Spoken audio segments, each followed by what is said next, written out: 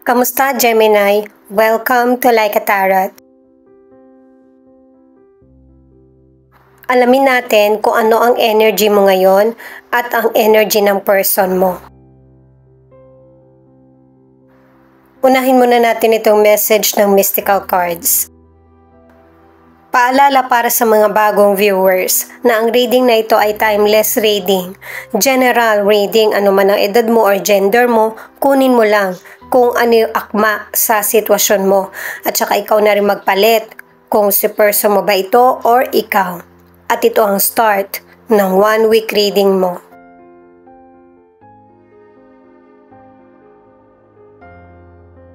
Ang message ng dalawang card na ito ay kailangan ikaw yung mag-control sa sarili mo.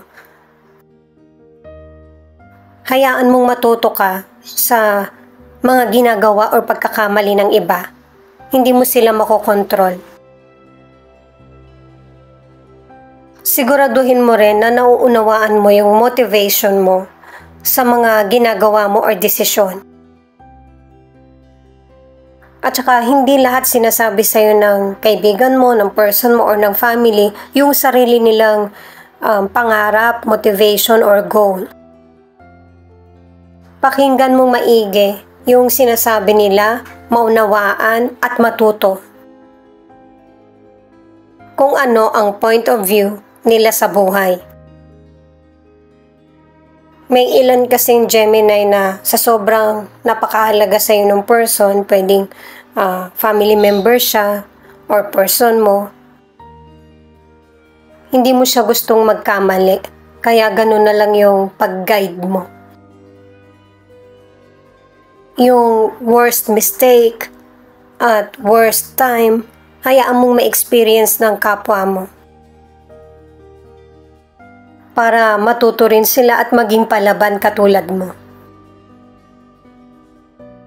Unahin muna natin yung energy mo. Mamaya na lang yung sa person mo. The Chariot, the Judgment, the Emperor in reverse. Itong mga cards mo ipinapakita na kailangan alam mo kung ano yung purpose mo or direksyon na gusto mong tahakin sa buhay.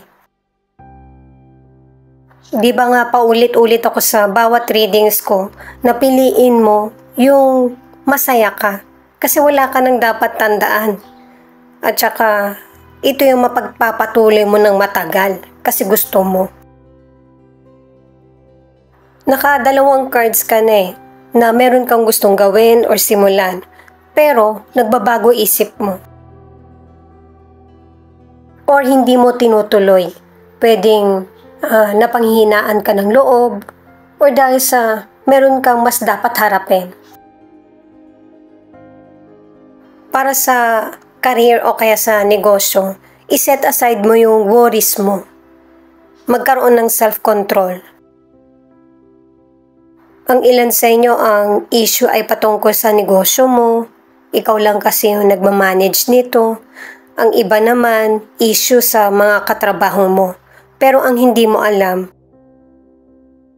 posible na ma-promote ka sa trabaho mo.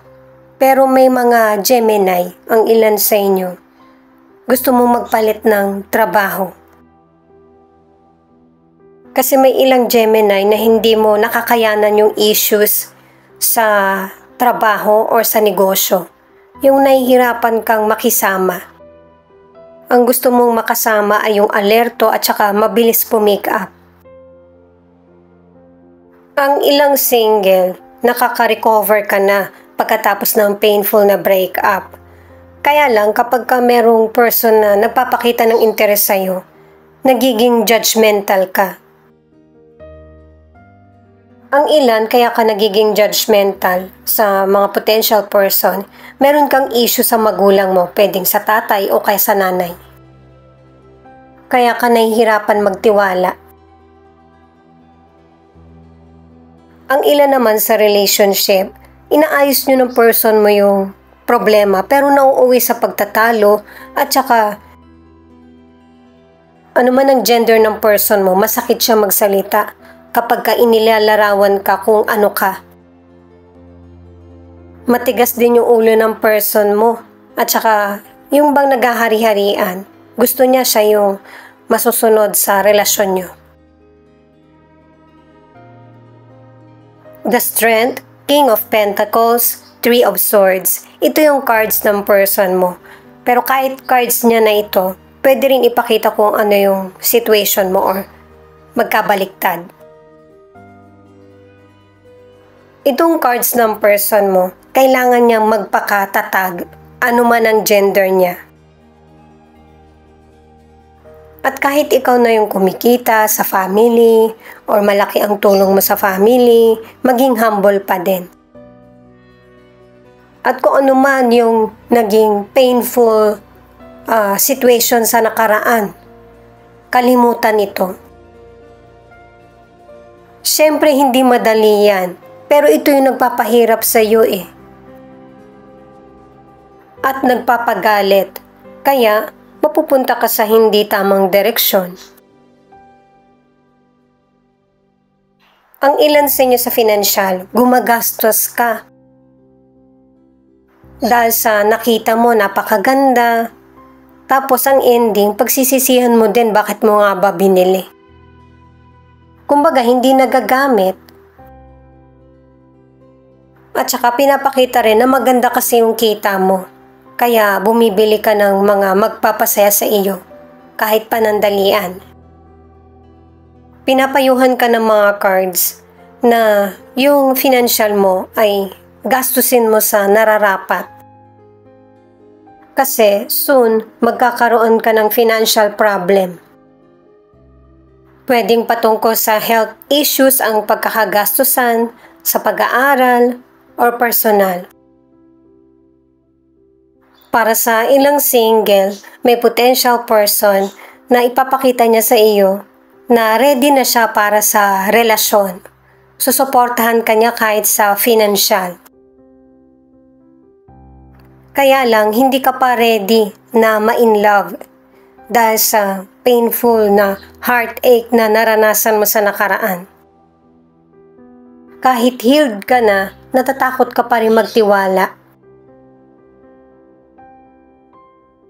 Ang ilan sa inyo sa relationship nagkakaroon ng pagtatalo sa relasyon nyo or kaguluhan dahil ang person mo sa iba ang focus niya, posibleng sa career.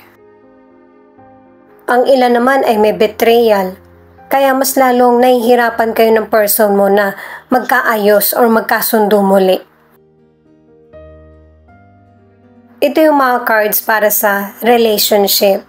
Queen of Swords, Queen of Cups, Nine of Cups in reverse. Unahin na natin yung relationship na pinapakita sa mga cards na meron ng clear boundaries at saka makatwiran na balanse. Kumbaga binabalanse yung kaisipan at saka nararamdaman sa relasyon or buhay. At saka para magkaroon ng solusyon, at saka ma-overcome yung mga problems or delays, matutong makinig sa person, sa anong gustong outcome ng relasyon. At saka sa relationship, kung meron mang nakikialam sa relasyon nyo or may betrayal, ang i-focus nyo ay yung estado ng relasyon yung dalawa. Kung saan ba ito patutungo.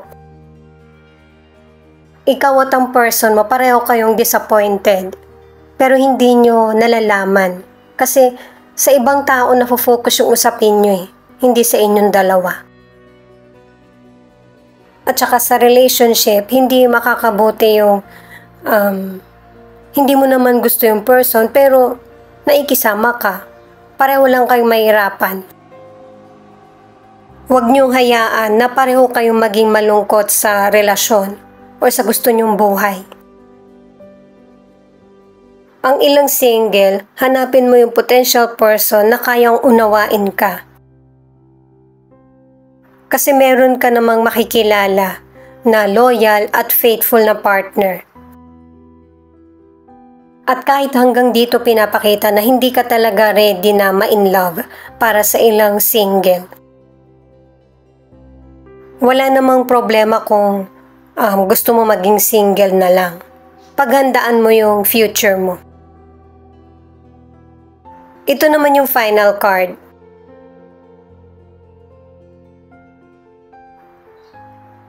Itong card mo na Seven of Swords, ipinapakita sa card na ito na nagkakaroon kayo ng pag-uusap ng person mo. At ito na yung final na decision mo para sa relationship mo sa kapwa mo, sa person mo, or sa family. Na para matigil na ang panlilinlang sa iyo. At magsisimula ka sa buhay mo na kahit ikaw lang yung mag-isa, hindi nakasama yung person mo or family. Success ang kalalabasan nito kasi wala nang nagpapadelay sa mga decisions mo or gusto. Para sa kalusugan, pinapahalagahan mo na yung kalusugan mo. Sinusunod mo yung doktor mo. Or meron kang pagkukusa na para magkaroon na ng healing sa iyo. Kasi ang nagiging issue ng ilang Gemini sa kalusugan ay overeating o kaya nasasobrahan na sa mga gustong inumin or pagkain. Kulang sa pahinga ang ilan, kaya nagsasuffer kahit yung kalusugan mo. At saka, huwag mag-isip ng negatibo para hindi mas lalong lumala yung kondisyon mo para sa ilan na may sakit. Kailangan ilaban mo yung sarili mo, manatiling positive. Dahil sa may mga person na naghihintay sa'yo at gusto na gumaling ka. Ito naman yung mga cards para sa feelings ng person mo na pwede rin ipakita yung feelings mo kasi connected kayo sa isa't isa.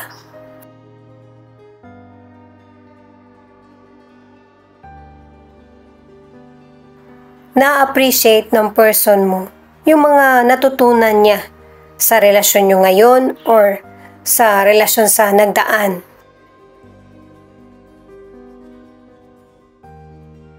Ang natutunan ng person mo sa relationship nyo ay yung pagiging tapat o yung pagsasabi ng katotohanan. Ito yung nagpalaya sa kanya sa mga mahirap na sitwasyon na pinagdaraanan niya o napagdaanan. Marami ding itinago itong person mo sa iyo sa mga past niya, pwedeng sa family or sa dating nakarelasyon, or kung ano yung totoong feelings niya sa iyo. At ang tingin ko guys, kung noon itong person na ito ay hindi na in love sa iyo, ngayon lang niya nare-realize yung presensya mo, magkasama man kayo nito or hindi. Kasi may mga maling pagtrato na nagawa itong person mo sa iyo na sana hindi niya ginawa. At sana rin yung hindi siya agad nagdesisyon para sa relationship nyo. Ito yung nagiging dahilan kaya yung person mo hindi siya makatulog or nababalisa kasi naiisip pa rin niya yung nakaraan nyo nung nagkahiwalay kayo at saka paulit-ulit ito sa isip niya. Na kahit siya ay nahihirapan na rin na i-control ito. Gusto ng person na ito na magkita kayo or magkausap muli. Pero ang gusto niya ay yung presentable na siya na makikita mo, na nagbago na siya, hindi na katulad dati ng pagkakakilala mo. Pwedeng ikaw ito o ang person mo na gusto na niya na magkaroon ng pagbabago at yung mapagpatuloy ang relasyon. Na maayos na siyang nakakapag-isip at saka yung maging payapa ang relasyon nyo. Ito naman yung ilan sa 12 zodiac sign na nangunguna sa reading na ito. Thank you nga pala sa mga nag-like, share, comment, and subscribe. Ingat po kayo palagi saan man kayo naroon. I-click din ang notification bell para updated ka sa Laika Tarot readings. Gemini, Virgo, Taurus, Leo, Cancer, at Libra. Ito naman yung mga letra na posibleng andito yung letra ng pangalan ng person mo or letra ng pangalan mo. Q, F, K, S, N, R, O, J.